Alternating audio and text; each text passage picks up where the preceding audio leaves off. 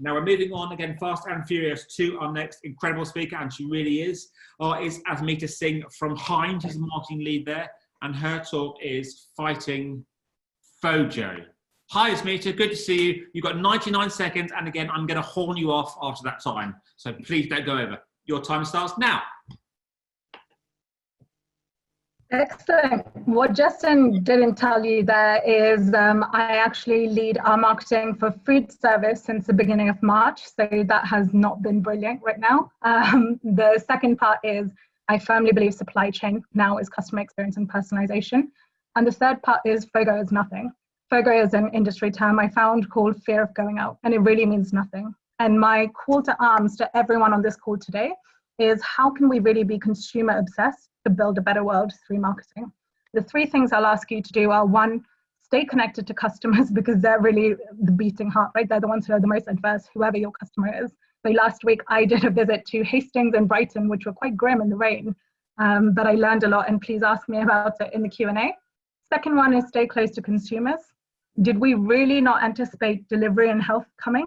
You know, we really are, do we deserve to be as shocked as we really are? And the third one is, let's not pump out tons of crap, guys. You know, let's speak when we're truly adding value. So Heinz has only spoken recently when we made a donation to Magic Breakfast of 12 million breakfasts, when we launched our direct-to-consumer service for blue light workers, and finally, when we provided families with recipe inspiration. That's a purpose-led marketing is where it's going. And let's really consider, what are we adding to the world? Because do we need to hear more about Black Lives Matter, or do we need to hear about some crap content that we made just to hit a deadline? And that is really my time. Asmita, I'm not going to horn you. That was fantastic. Great 99-second talk. Lots to dig into there. So let's kick off with some questions. Amy asks, and this is I guess what some people will be thinking when they're listening to you, who comes from Heinz. What resources do you need to stay connected to customers? We've done, it's amazing. I mean, social and digital have been so critical, right? So we're monitoring our social posts in a way that we never have before. A lot of the types of donations we've been able to make to like serve families with an autistic child, or really to find people in need, is people who have reached out to us. And that's where we've fulfilled every request. But we're also doing a lot of things where we're essentially declaring we're open to hearing from you. So next week, we'll be announcing an initiative called Click and Chips, my very uncool naming suggestion, which gets 100+ fish and chip shops back in business through giving them a model for delivery. And we basically create and push out these campaigns where the key groups that need our help can speak to us. But we're not really so interested in anything else right now. Look, this has been a real turning point for us in realizing that we need to do more with purpose, and we need to be purposeful as an organization. And I think it's something we're not going to turn back from. Excellent. Being very targeted. This next question then is absolutely perfect. Alfie asks, how does a brand find its purpose? Alfie, I'd love to tell you that we did 50 workshops and had loads of consultants and agencies involved. Actually, we found one thing that we wanted to do, which was a few months ago, we started working with Magic Breakfast.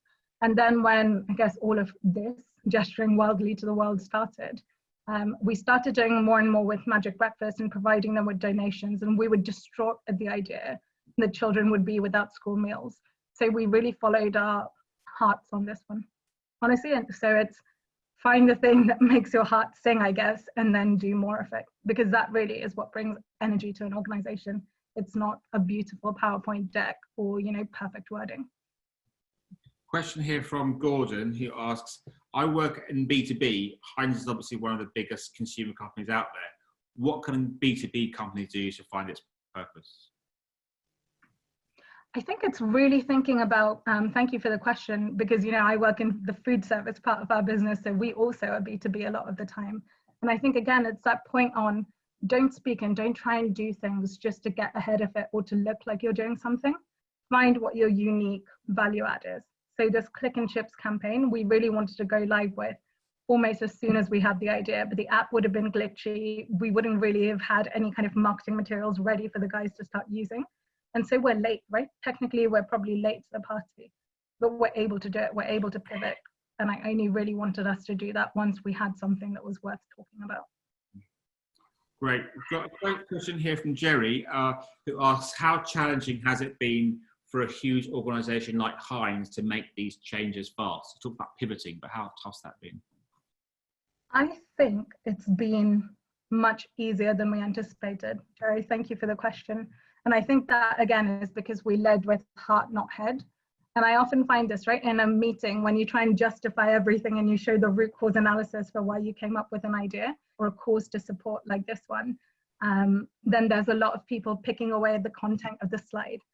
Well, if you're engaging with people's hearts, and we really have, I mean, through almost by accident, right, we've found something that tugs on people's heartstrings and makes them feel purposeful when they come to work. And that's why these posters you see in the background, they're beautiful, but they were made for our factory workers. And that's why I said our supply chain is our customer experience right now. Great. Tamar asks, how has the changes made in your marketing strategy, how will it continue post-COVID? I guess that lots of people are talking about big brands are changing quickly, but will everything in next year, if things go back to normal, hopefully, will you go back to normal?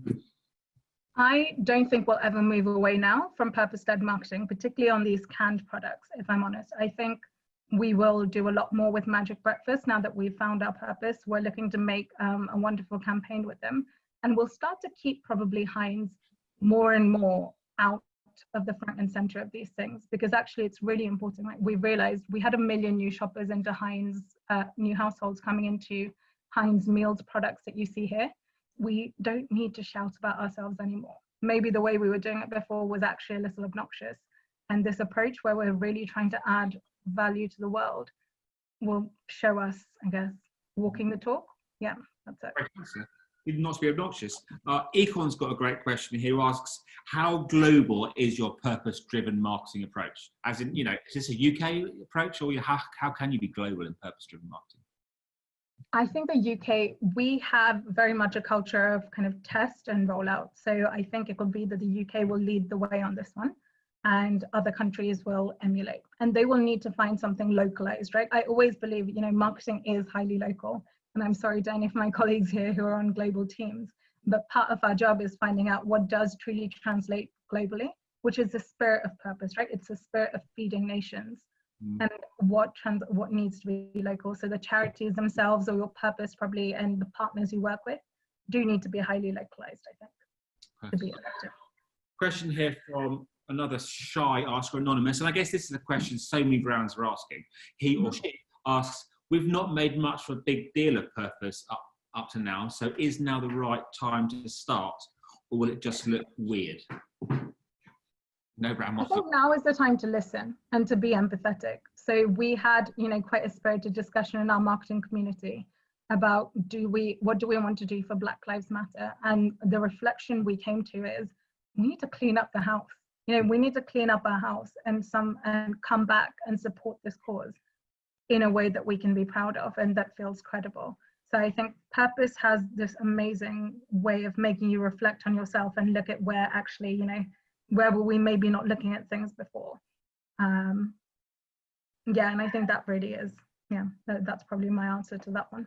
Perfect. Let's have a question from me. What are you most looking forward to next year?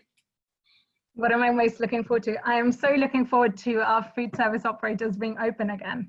I cannot wait to go and have, you know, an amazing burger, have a beer in a pub garden. Even if it's raining, I'll bring my own umbrella, but I will be there. I'll be there too. Totally agree.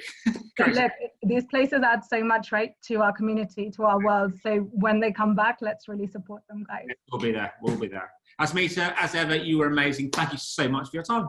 Thank you. Bye, everyone.